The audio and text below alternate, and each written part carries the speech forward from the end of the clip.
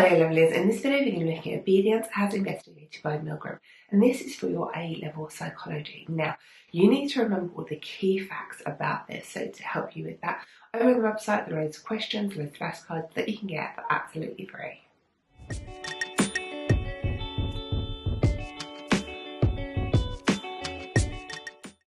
Obedience refers to a form of social influence where individuals comply with direct orders or commands from an authority figure, typically without questioning or resisting.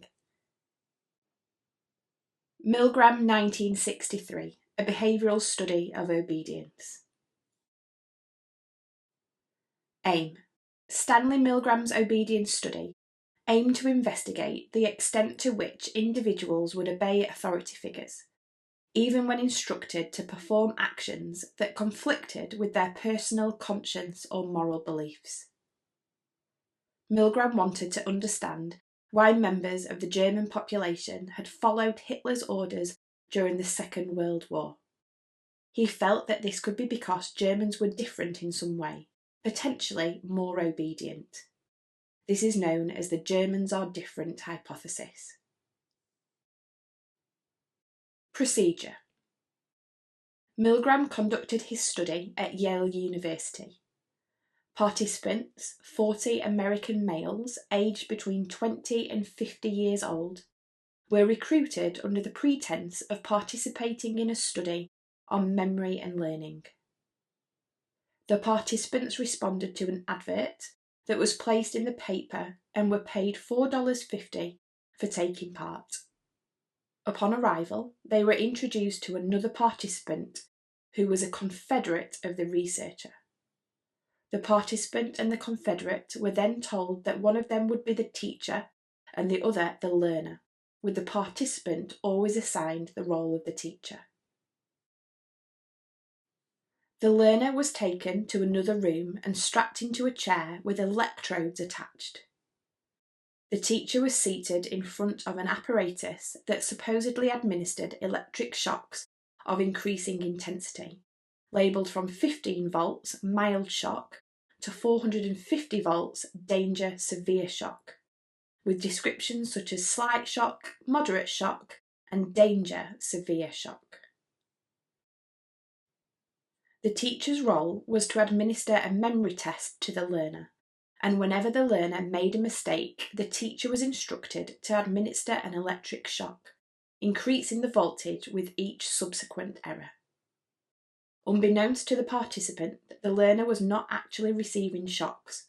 The screams and pleas were all pre-recorded. If the participant hesitated or expressed reluctance to continue, the experimenter, a perceived authority figure in a lab coat, would use a series of verbal prods to encourage compliance. The same prods were used with each of the participants. This included, "Please continue," "The experiment requires that you continue," "You have no other choice, you must go on," and "It's absolutely essential that you continue." At the end of the experiment, the participants were fully debriefed. Despite the stress that had been caused, 84% said that they were still glad to have taken part. Findings. Before the experiment took place, Milgram asked psychology students to make a prediction about how the participants would behave. They predicted that no more than 3% of participants would administer shocks up to the full 450 volts. All the participants administered all the shocks up to 300 volts. 12.5% then stopped at this point. But Milgram found that a surprisingly high percentage of participants, 65%, continued to administer electric shocks all the way up to the highest voltage level, despite the learner's apparent distress and pleas to stop. Many participants showed signs of extreme stress, yet they continued to obey the experimenter's commands. Other observations were made by the researchers. Participants showed clear signs of stress. They started to sweat, to stutter, bite their lips and dig their nails into their hands. 3 of the participants had uncontrollable seizures. Even though some participants expressed discomfort or questioned the ethics of the experiment, the majority ultimately complied with authority, suggesting a significant level of obedience to perceived authority figures. Conclusion. Milgram's obedience study demonstrated the powerful influence of authority figures on human behaviour. It revealed that ordinary individuals, when placed in a situation where they perceive themselves as subordinate to an authority figure, may act in ways that contradict their personal morals or values. The Germans are different hypothesis was clearly incorrect. The study showed the importance of understanding the dynamics of obedience and highlighted the potential for abuse of authority in various social contexts. Now let's look at an evaluation of Milgram's work. One strength is that Milgram started research in the area of obedience and inspired other influential research. Milgram's obedience study was groundbreaking in its exploration of obedience to authority, sparking widespread interest and subsequent research in the field. The study laid the foundation for further investigations into social influence, ethics and conformity. Its influence can be seen in subsequent studies and theoretical developments, demonstrating its enduring impact on the field of psychology.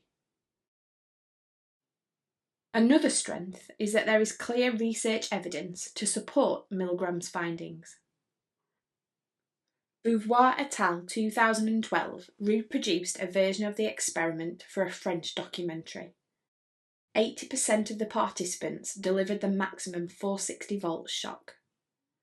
This replication of Milgram's findings demonstrates the robustness of the original study's results, indicating that the phenomenon of obedience to authority is not limited to the original situation. The consistency across different studies adds credibility to Milgram's conclusions and suggests that the obedience observed may be a fundamental aspect of human behaviour.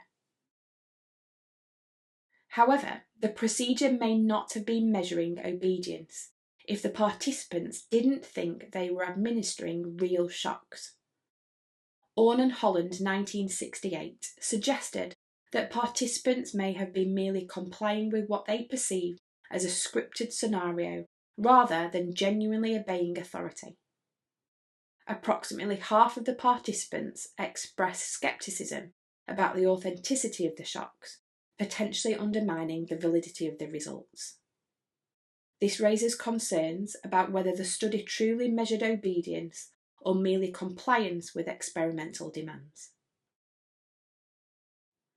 There may also be alternative explanations for the behaviour observed in the experiment. The findings of Milgram's study could be interpreted using social identity theory, which suggests that individuals are more likely to obey when they identify with the goals and norms of a particular group.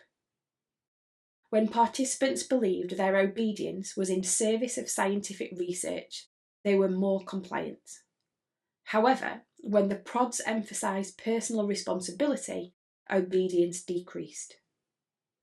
This alternative explanation highlights the complexity of obedience and suggests that factors beyond authority alone influence behaviour. Another issue is that all of the participants were male, raising concerns about the generalisability of the findings to the broader population.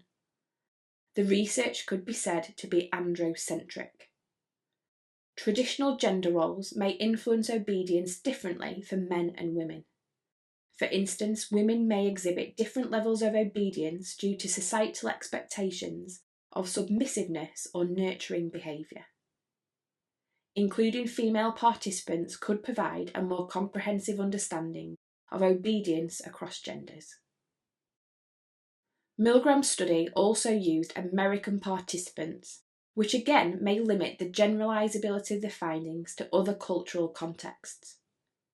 Cultural differences in views on authority, social norms, and attitudes towards obedience could influence participants' responses. Studies conducted in different cultural settings have shown variations in obedience levels, suggesting that cultural factors play a significant role. Spanish participants have shown the highest levels of obedience, 90%, and Australian participants have shown the lowest, 28%.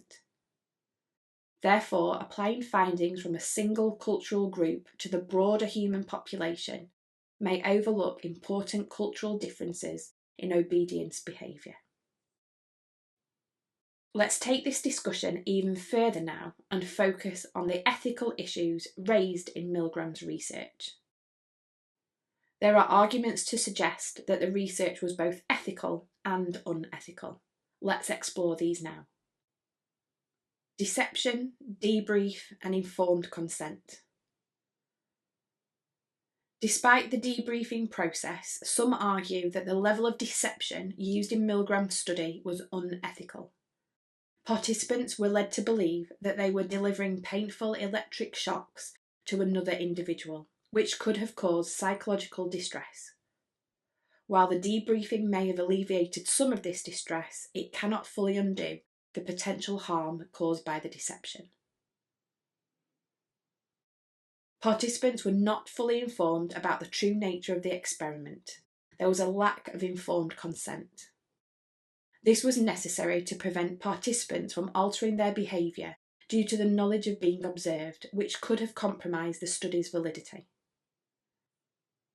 The debriefing helped mitigate any potential negative psychological effects caused by the deception and allowed participants to fully understand the nature of their participation. Protection from harm.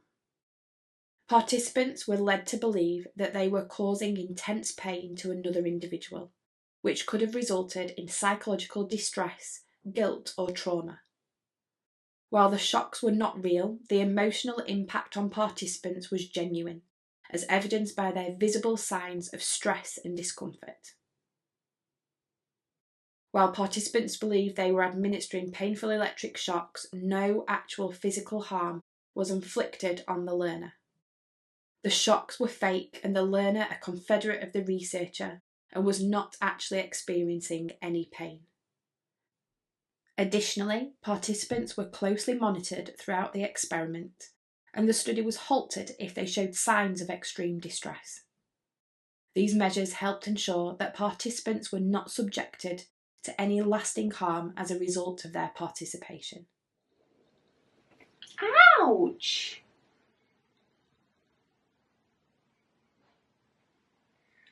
This is why in some videos I have unexplained scratches.